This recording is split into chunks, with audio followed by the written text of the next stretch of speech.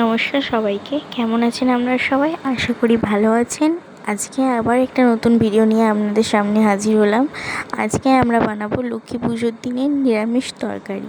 প্রথমে আমরা পনিরটাকে বানিয়ে নিলাম এবং তারপর আমরা একে একে প্রথমেই কিছু সবজি ভেজে রেখেছিলাম, যেমন ফুলকপি, পটল, আলু।